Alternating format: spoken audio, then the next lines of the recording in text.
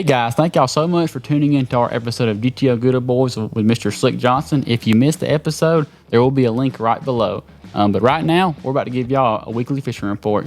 So we've had a bunch of weather change this week. You know, we've been in the 40s and the 70s and wind up to 40 miles an hour. How was that when it comes to fishing? Well, it's a major player. I mean, because weather like that affects water clarity, conditions. It affects what TVA does with our water level. So, you know, it has a dramatic effect. And the case scenario this week is the fishermen wanting to go shallower. So I think this is a big kind of helping aid to that and everything. So has fishing been good this week? It's been good. Now, earlier in the year, you heard a lot of bags over 25 pounds and stuff, you know, big fish being caught, where now you go out there, you may catch 40 bass, but a lot of them just be 2-pounders or whatever with a couple of good ones mixed in. So that's just because you have all them buck bass moving shallow, trying to make beds and guard fry and stuff. So plenty of fish to be caught, just not as many of your big ones. But So you're out there every day stocking these shelves, you know, with fishing lures and all that stuff, and you get to see what these fishermen are using. And have you seen an increase on a certain item this week?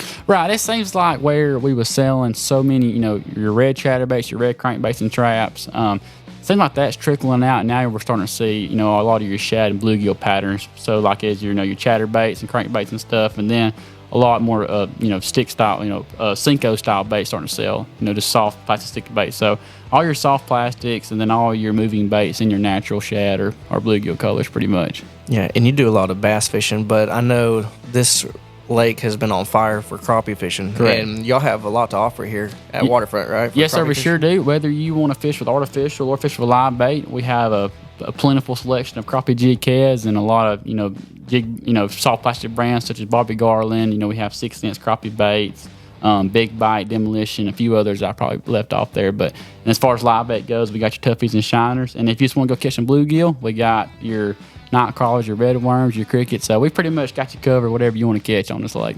Yeah, sweet. So I know this week we've had a full moon too. We have. Now, when you're fishing, do you look for a full moon, or do you not want to fish around when there's a full moon? No, usually about every bass thinking when they see a full moon, they start thinking, well, I ought to be able to go catch them shallow because somewhere on the lake, you know, they're going to be spawning. So no, not all fish spawn every full moon.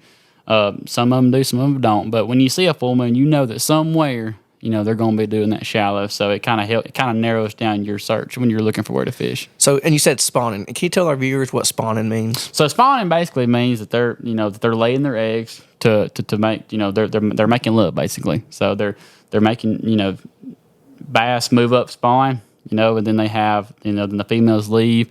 Some of the buck bass stay around to guard the fry. And then that's just what replenishes the lake from year to year. Nice. Well, thanks for giving us a weekly report.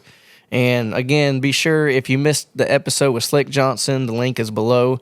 And check it out. There's 3 different parts, and man, that's a good episode. Yeah, thank you guys for watching, and tune in next week to GTO Good Old Boys, and y'all have a good one.